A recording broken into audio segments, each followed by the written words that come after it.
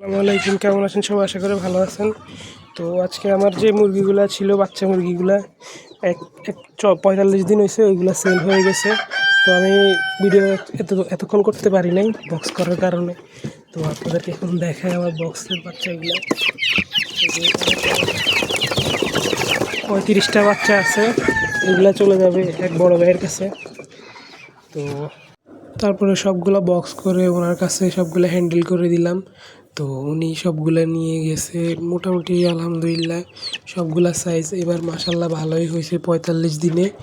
তো আমি টোটাল এবার বাচ্চা ডিম বসাইছিলাম প্রায় 110টার মতো, কিন্তু সবগুলা ফুটে নাই। আমার ইনকিউবেটারে একটা সমস্যা ছিল, যার কারণে সবগুলা বাচ্চা ফুটে নাই।